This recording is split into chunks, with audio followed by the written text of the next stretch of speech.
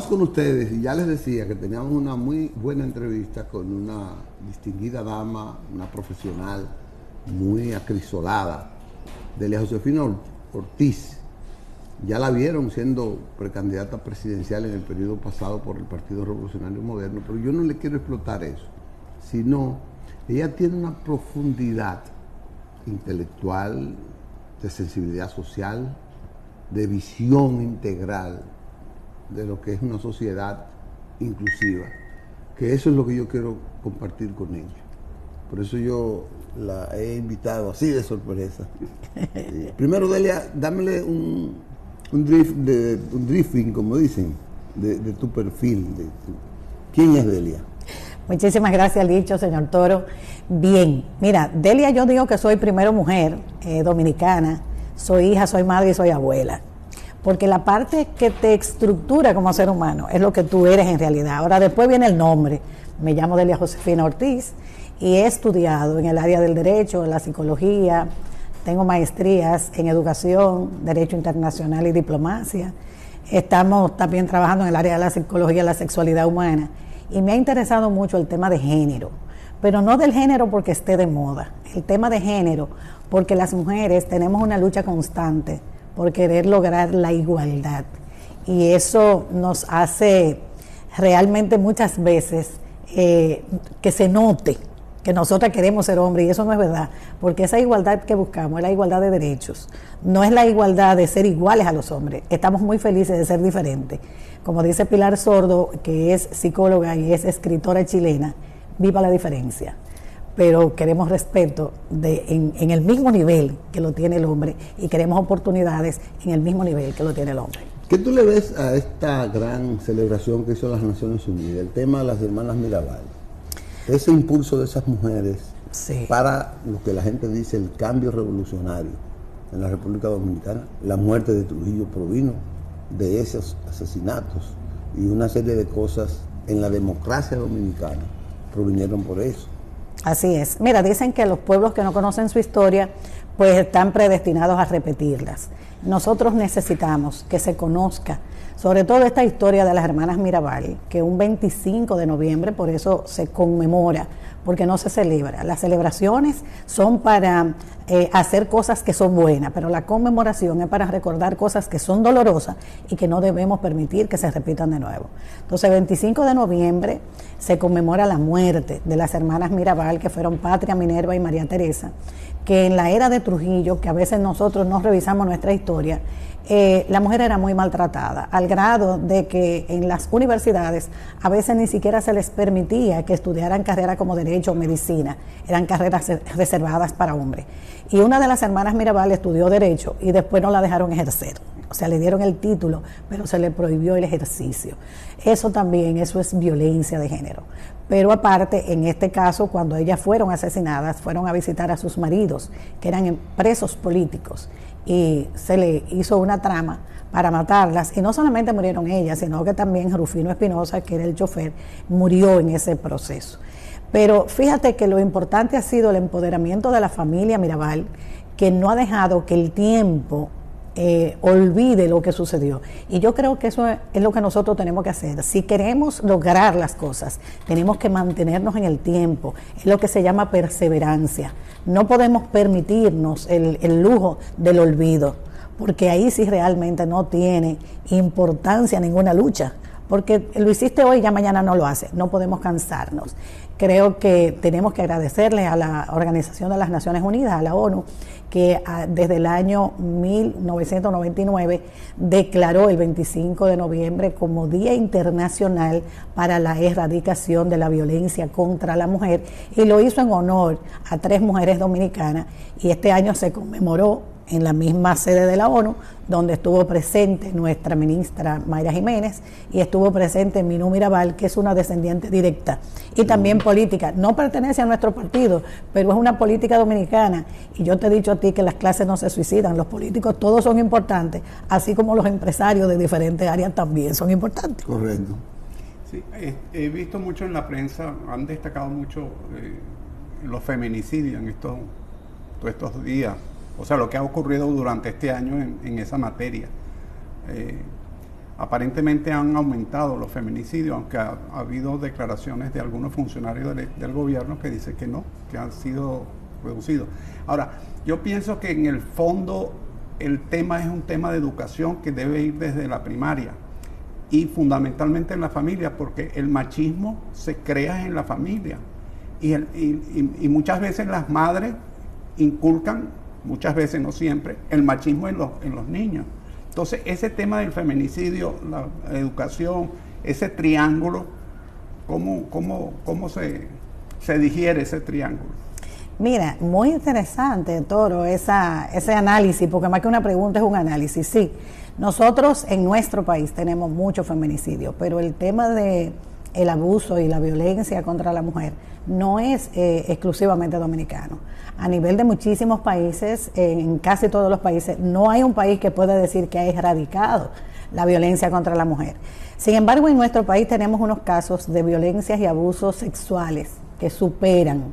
Nos hemos dado cuenta que en las universidades, en las escuelas, ha habido mucho acoso sexual, mucho abuso sexual. Y tiene que ver efectivamente con lo que tú hablabas, que es el tema de la educación. Tenemos que educar a nuestras niñas. Yo he dicho que las escuelas tienen que educar en sexualidad, porque en la medida en que tú estás con conocimiento, el conocimiento da poder y te empodera. Entonces me dicen, no, lo que pasa es que si se da educación sexual es una forma de motivar a los niños a tener relaciones sexuales prematuras. No es verdad. La educación sexual, todos los seres humanos somos sexuados. Nacemos con sexo y morimos con sexo. Y mientras estamos vivos podemos cambiar nuestra forma de tener sexo. ¿Qué es lo que pasa con eso? Que a un niño de 4 o 5 años, tú no le vas a hablar de la misma forma de sexualidad que le vas a hablar a un adolescente de 14, pero tú comienzas a hablarle de sus partes privadas, de la importancia de que no lo toquen, de la importancia de higienizarse, y es un conocimiento. Lo mismo pasa cuando tú vas a alfabetizar. Tú a un niño le comienzas diciendo la O, que es el círculo, y que a la O tú le pones un rabito y se convierte en una A y tiene un sonido diferente, y con la A se escribe tal cosa y con la O se escribe tal cosa. Así mismo es que hay que educar en sexualidad. Ahora yo te pregunto, real y efectivamente el Ministerio de Educación ha hecho en algún momento un llamado a los psicólogos especialistas en el área a que preparen un manual para que se imparte educación sexual acorde con la edad? No se ha hecho porque simplemente nos acomodamos en que la Iglesia Católica dijo que no, en que fulanito dijo que no. Yo pienso que nuestro país tiene que hacer cosas diferentes. Por ejemplo, si necesitamos legislar sobre algo, tenemos un Congreso que es el que hace las leyes, pero nosotros tenemos una sociedad civil y una sociedad profesional que debe hablar en el área. Si vamos a hablar de reforma fiscal, tú no puedes invitar a los psicólogos. Ahora, si vamos a hablar de educación sexual, tú invitas a los psicólogos y al colegio de psicólogos. Entonces, para eso están los gremios, para respaldar, para apoyar, cuando se tiene la intención de hacer algo. Yo estoy totalmente de acuerdo que la educación sexual ayudaría mucho. Y otra cosa que sucede es que en nuestros entornos familiares hay mucho abuso, sobre todo el abuso sexual. Pero ¿por qué pasa esto? Por lo mismo que tú decías, volvemos al desconocimiento, volvemos a la falta de educación, y aquí es un tema tabú. Una niña que es abusada por su padre, por su tío, por su abuelo, tiene mucho miedo de decirlo, y en la misma familia le dicen, si fulanito cae preso es tu culpa. Entonces queremos culpar a la víctima de alguna manera para tapar el daño que se hace tanto en el entorno familiar como escolar como social. No sé si te respondí. No, pero usted dijo algo bien interesante. Nosotros vivimos una democracia de élites. Y usted acaba de indicar que una o dos élites pesan tanto que han modificado o han impuesto e impedido una sana política de educación en materia sexual. Así es. Eso es lo que pienso yo. Pero que acuérdate que el tema de la sexualidad es un tema de salud. Y la misma violencia. ¿La violencia de género proviene de la familia? Claro que sí. Porque como tú decías también ahorita, en las familias se aborda el tema, o sea, hay un patriarcado, el papá es el jefe de familia, pero ahora mismo nosotros tenemos una situación, si nosotros buscamos los hogares dominicanos, La mayoría de nuestros hogares están con madres solteras. Exacto. Porque los hombres no están asumiendo responsabilidades, las mujeres se están embarazando, pero también tenemos una sociedad que te obliga a tener el hijo. Pero esa sociedad que te obliga a tener el hijo te ayuda a mantenerlo. Esa sociedad que te obliga a parir cuando eres abusada, cuando eres violada, sabe lo que tú piensas y el daño psicológico para ti como madre y para tu hijo, que es el producto de ese abuso y de esa violación. Yo creo que cada vez que aquí hablamos de reforma al Código Penal, que tenemos que hacerla urgente, hay que sentarse, señores, y no es solamente oír a los dos grupos, yo soy provida y no soy provida. No, no se trata de eso. Aquí tenemos que ir más lejos de una simple frase que se pegue. Tenemos que ir al hecho. Una mujer que es abusada por su padre y sale embarazada y tiene ese hijo, ¿cuál es la condición del hijo social? Ese hijo socialmente es el nieto de su papá, es el hijo de su papá y es el nieto, y es hermano de su mamá y es el hijo de su mamá. O sea, ¿cómo tú explicas eso socialmente? Porque ¿qué queremos? Sí, entonces, pero nos queremos ir por las ramas y queremos entonces declarar a ese muchacho hijo de un primo o hijo de un amigo para tapar el sol con un dedo. Y eso se da aquí, señores, todos los días, eso se da en nuestros campos, eso lo sabemos. Entonces, pero se da en nuestros campos, pero se da en otras élites también, como tú hablabas ahorita de élite. Yo creo que ese tema hay que sentarse con los profesionales del área, con los que trabajan con las personas víctimas de abusos sexuales y que tienen una experiencia de cómo se siente esa persona que fue abusada. Muchas veces las niñas que son abusadas sexualmente se convierten en suicidas, porque llega un momento que se preguntan, si la persona que más me quiso fue la persona que abusó de mí, ¿qué sentido tiene la vida? Y eso tampoco nos lo hemos preguntado. Entonces, por eso te digo, el tema de abuso llega a un momento que ya no es solamente el abuso per se, sino que es un tema de salud. Y ahí entra la salud mental, porque si emocionalmente tú no estás equilibrado, pues tú vas a tener muchísimos problemas como la depresión, el estrés, la doble personalidad. ¿Quién quita que tantas cosas, bipolaridades y demás? Porque una niña que es abusada por su papá, que tiene 7, 8 años, 9 años, y se pasa 6 años siendo abusada por su papá, cuando entiende sobre sexualidad, ¿cuál es el recuerdo que tiene de la sexualidad? Y la familia que es, que las madres son madre y padre al mismo tiempo. Así es. Entonces criticamos a los homosexuales, pero la mamá que mamá y papá en la casa es lo mismo que si hubieran dos mamás.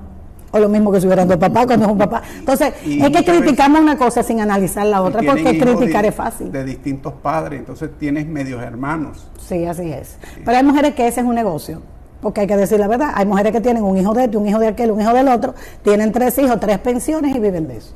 Eso también hay que analizarlo, porque no es una forma de hablar en detrimento de, sino que lamentablemente sabemos que es una situación que se da socialmente, son realidades. Pero habría que analizarla con una lupita. Delia, te queremos pedir permiso porque sí, vamos a seguir con ese tema en un segmento posterior aquí. Estamos conversando con Delia Josefina Ortiz. Ya ustedes ven la profundidad de los criterios que ella tiene sobre esta situación que vivimos.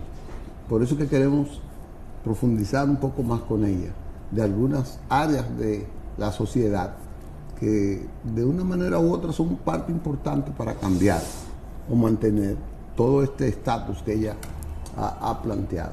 Es decir, que vamos a una pausa y volvemos con ella en breve sobre ese y otros temas.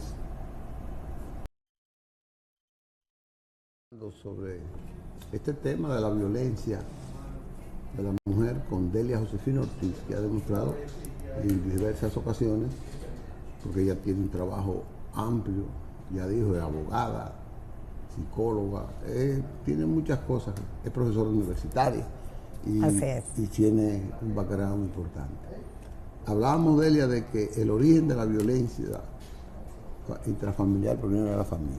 Así es. La violencia que hoy vivimos. Pero la escuela, por un lado, ¿qué papel jugaría en eso? Eso es un lado. La iglesia tiene una gran influencia en la sociedad. Me gustaría que nos descifre qué puede pasar ahí. Mira, como ya hemos dicho, tenemos una parte que es del hogar. Y tenemos los hogares con una sola... disfuncionales, con una sola persona que se encarga de todo. Pero también tenemos los hogares ampliados, donde están las abuelas, que también crían. Y hay quienes dicen que malcrían. porque las hijas tienen sus hijos, no tienen con quién dejarlo, lo dejan con las abuelas, ya no tienen la fuerza, ya no tienen la capacidad de corregir con la misma vehemencia que debería hacerlo una madre un poco más joven. Pero fíjate, el tema de las escuelas es interesante. Yo he dicho que tenemos que reeducar a los maestros y hay que desaprender para aprender. Porque hace unos años, cuando nosotros fuimos a la escuela, el maestro era una especie de tu papá también. Y el maestro tenía un poder sobre uno como si fuera un papá. Te podía incluso castigar.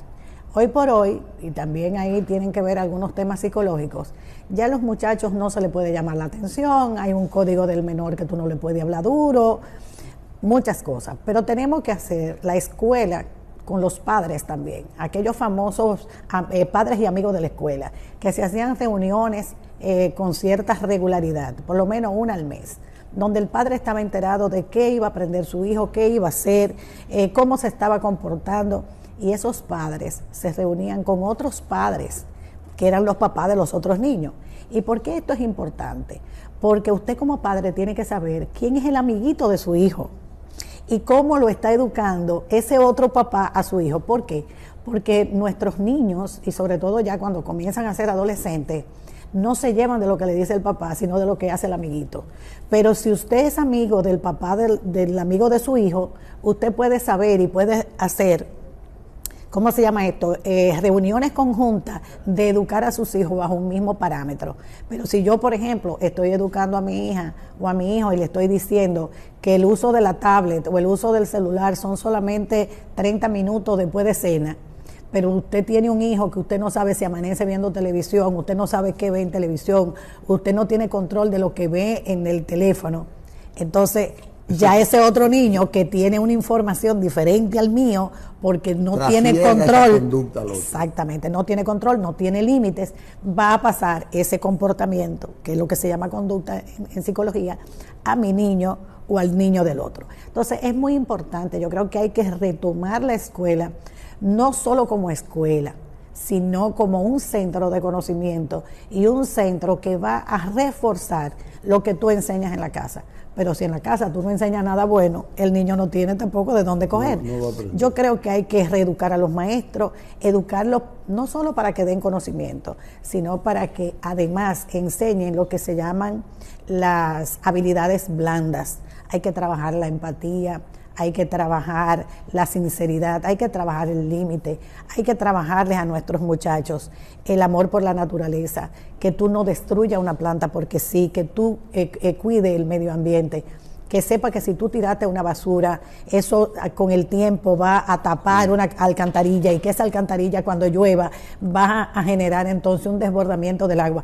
Yo creo que hay que trabajar muchos temas que se llaman olones, porque vienen desde afuera hacia adentro, pero el conjunto de todo es lo que te forma como un ser humano integral. El Ministerio de la Familia, están hablando de crear un Ministerio de la Familia, eso implica una ley del Ministerio de la Familia que debe estar en el Congreso, supongo. Todavía. Mira. Ahora, si crean ese Ministerio de la Familia, sería pertinente quizás una dirección especializada para atender ese tipo de problemas.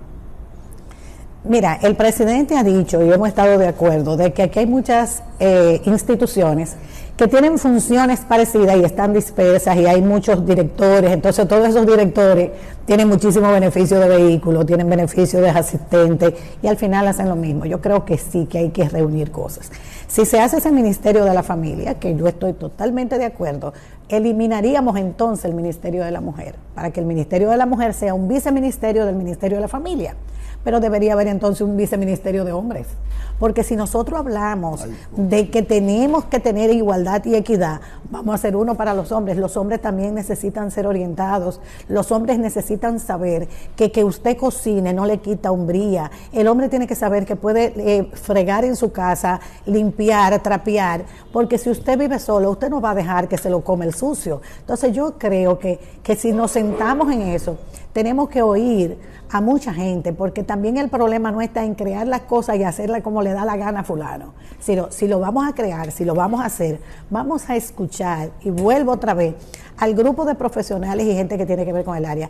El Ministerio de la Juventud hay que quitarlo, porque ese Ministerio de la Juventud es un viceministerio del Ministerio de la Familia. Entonces, la violencia de género habría que ponerla, pero ¿qué pasa? Que nosotros en violencia de género siempre pensamos solo en la mujer, y se dan los casos también de que hay mucho abuso y hay violencia desde la mujer hacia el hombre. ¿Y qué pasa? Que el hombre no quiere decirlo porque por su hombría y su ego no quiere decir que está viviendo una situación muchísimas veces también de abuso a lo interno de la familia. Que se da más hacia la mujer, eso es verdad. Ahora, no podemos decir que no se da al revés de la mujer hacia el hombre, porque también se da. Entonces, lo que ahí es un tema de fuerza. Como el hombre tiene físicamente más fuerza que la mujer, cuando un hombre te da un pecozón es más contundente quizás que si una mujer te aruña la cara. Pero se dan situaciones... Te da con un sartén también. Bueno, exactamente. Pero no es lo mismo si te dan un tiro a que te tiren con un sartén. Mira, yo creo que el tema hay que educar para eso y que la gente aprenda a vivir con límites. Hasta aquí no, hasta aquí sí. Y con empatía, de saber ponerse en el zapato del otro. Tenemos que formar también y motivar a que la gente vaya donde los psicólogos. Cuando tú tienes un problema de pareja, vaya al psicólogo. Porque tenemos muchos psicólogos en República Dominicana que prácticamente no están trabajando, no tienen empleo y tienen que emplearse en otra cosa, porque no tenemos la cultura de asistir al psicólogo. Y asistir al psicólogo es primero que asistir al psiquiatra.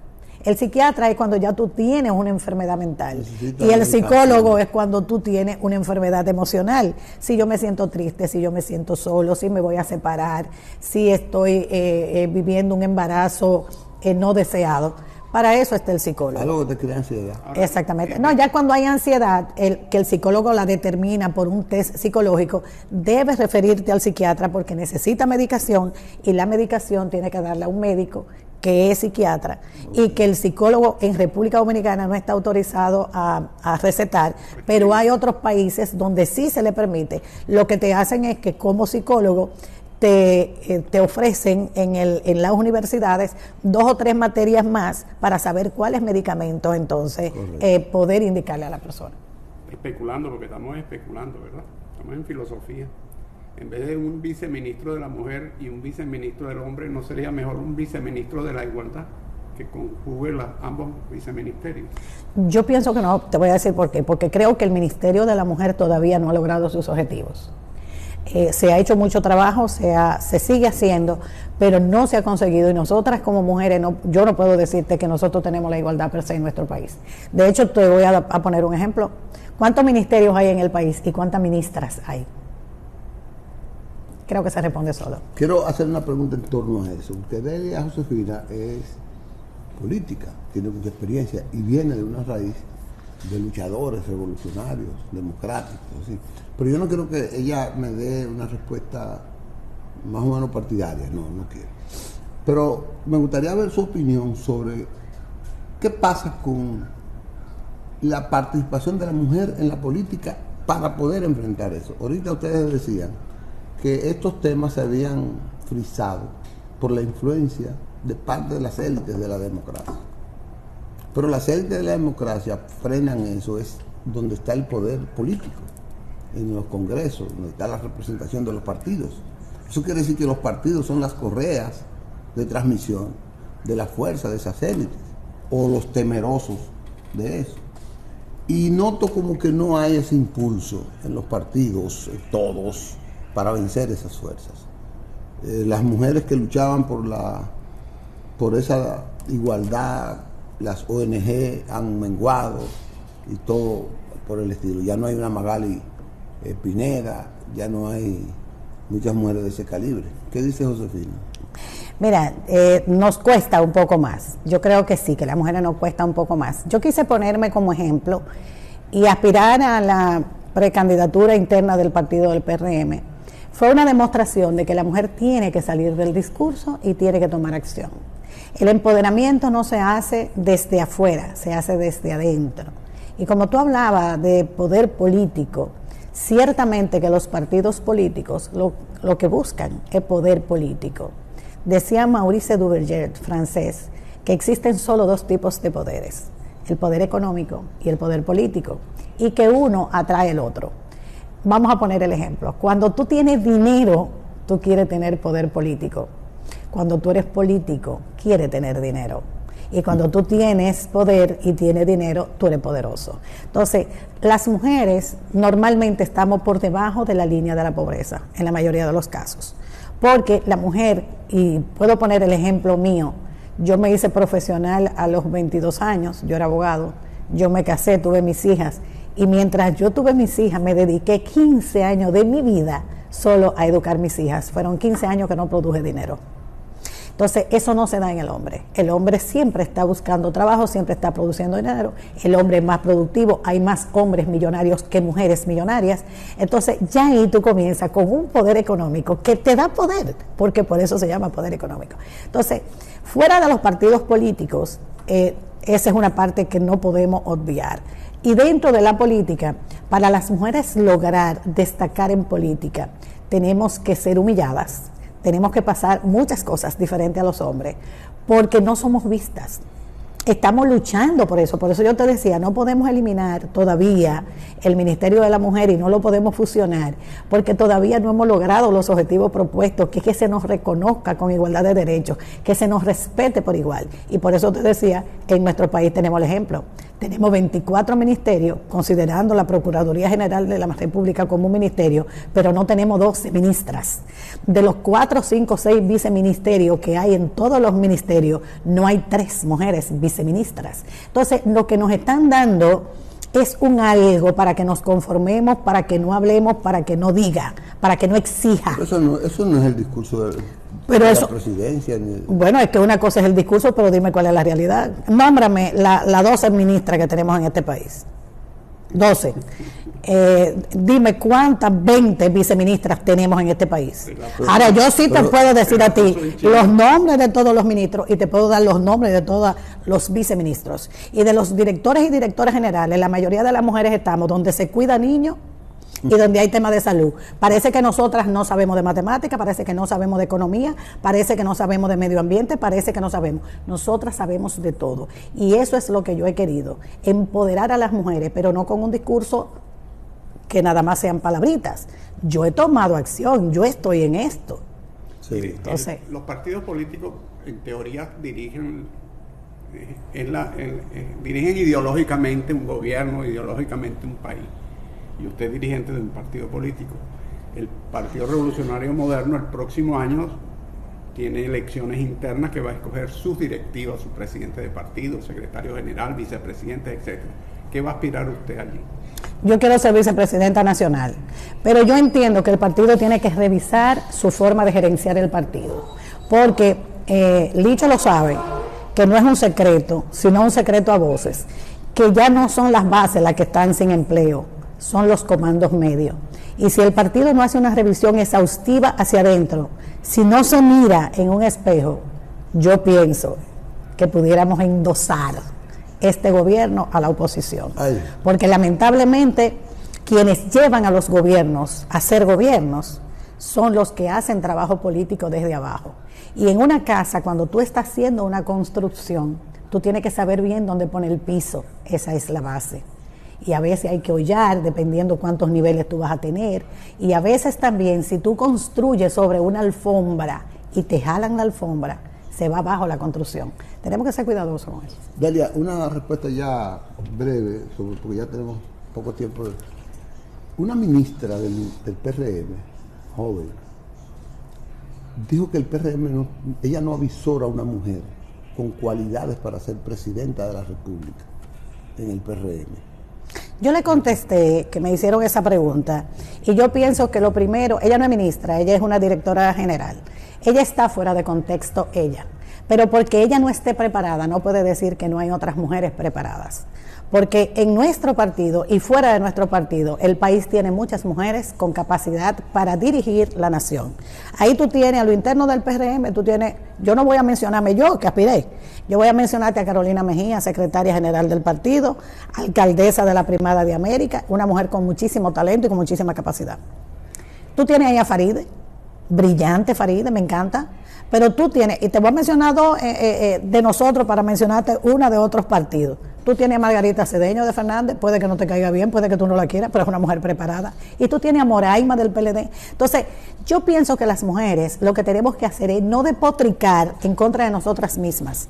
Las mujeres lo que tenemos que hacer es valorar lo que tenemos cada una de nosotras y unirnos en relación a eso y proyectarnos. El hecho de que tú tengas un compromiso político con un compañerito que tú quieras que vaya como precandidato, que es el caso de esa persona, que tiene su propio amiguito que ella quiere que vaya, un amiguito que ha perdido cuando fue candidato a diputado, que perdió cuando fue candidato a senador. Ya, bueno, pues está bien. Lo que te quiero decir, el hecho de no implica que nosotras las mujeres tenemos que de alguna manera apoyarnos, y es posible que yo no le caiga bien a mucha gente, pero estoy haciendo algo que es dejar un legado a todas esas mujeres que como yo son campesinas, que no tenemos el dinero ni tenemos un grupo económico que nos respalde, simplemente tenemos el discurso, tenemos el deseo, tenemos la experiencia política y estamos dispuestas a tirarnos al ruedo para que la mujer se empodere.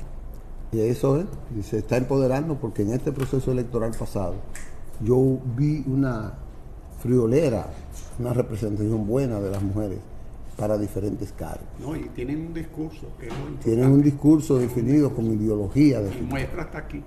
Gracias. Mire, tenemos que irnos ya, pero yo me siento más que satisfecho. Gran programa. Por este conversatorio con Delia Josefina Ortiz. Le agradezco que haya hecho ese sacrificio no un sacrificio, que haya venido a acompañarnos a nosotros y que nos siga viendo su posibilidad. Tomar este programa como una vitrina para ella demostrar esa capacidad que tiene. Así que dele gracias. A ti, Licho. Muchas gracias a ti, gracias al señor Toro, me han tratado muy bien, me han dejado hablar mucho, y a ustedes televidentes, gracias por escucharnos. Esa era la idea. Señores, con Delia Josefina Ortiz hemos hecho este gran programa que espero que a ustedes les guste. Lo vamos a difundir en las redes. Tenemos más de 10.000 contactos que se le va a enviar y estamos en distintas redes, así que Delia ya sabe. Nos vemos mañana vamos a hablar de medio ambiente aquí, espero que a ustedes también les guste los temas que vamos a tratar. Hasta mañana si Dios quiere.